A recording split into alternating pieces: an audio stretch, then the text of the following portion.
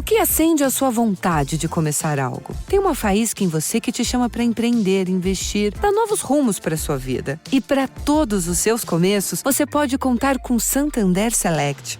Um banco mais pessoal, mais próximo, mais humano. Um time de especialistas com olhar atento para cada momento da sua vida. Porque você sabe, só quem já deu muitos passos está pronto para continuar começando. Santander Select. Começa em você, começa agora.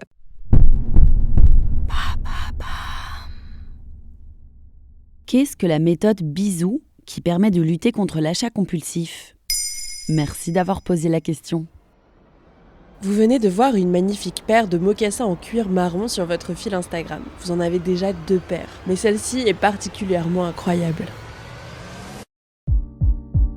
Pendant les fêtes de fin d'année, la tentation de la consommation est encore plus grande que d'habitude, avec les magasins et les réseaux sociaux et leur stratégie marketing de la sollicitation constante. Mais il existe une méthode au nom tout doux pour protéger la planète et son porte-monnaie. La méthode Bisou.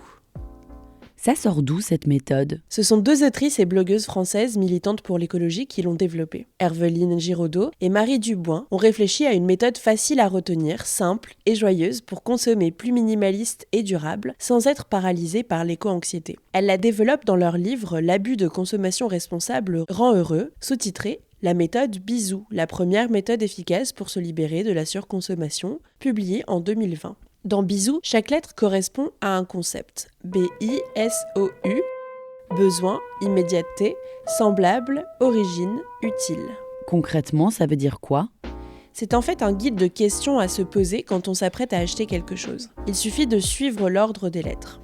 B pour besoin. Est-ce que j'ai vraiment besoin de cette robe verte en velours? À quel besoin cet achat répond-il chez moi? Est-ce que c'est un achat émotionnel parce que j'ai le moral dans les chaussettes? Ou est-ce que ça me servira sur le long terme? I pour immédiateté. Est-ce que j'ai besoin de l'objet tout de suite ou c'est cette promo Amazon qui me presse? Si ça peut attendre, alors il vaut mieux laisser passer quelques heures ou quelques jours. La plupart du temps, l'envie disparaît toute seule.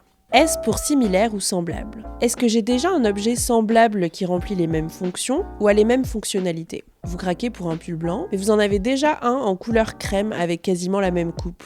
Ou bien vous voulez une tablette, mais est-ce qu'elle fait quelque chose de plus que votre ordinateur? O pour origine. Quelle est l'origine, et pas seulement géographique, de ce produit? Est-ce qu'il est local mais bourré de pesticides? Est-ce qu'il a fait le tour du monde avant d'arriver à moi? Est-ce qu'il a été confectionné dans des conditions de travail respectueuses et justes? Et enfin, U comme utile. J'ai un budget de 30 €. Est-ce que je m'achète une robe de soirée à paillettes ou un pull que je vais porter tous les jours? Est-ce que cet objet va me servir dans la durée? Est-ce que je vais l'utiliser beaucoup de fois?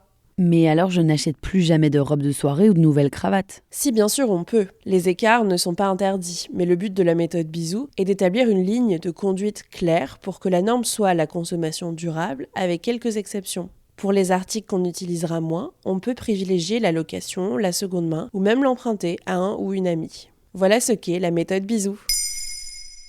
Maintenant, vous savez, un épisode écrit et réalisé par Antonella Francini. Ce podcast est disponible sur toutes les plateformes audio et pour l'écouter sans publicité, rendez-vous sur la chaîne Bababam Plus d'Apple Podcast.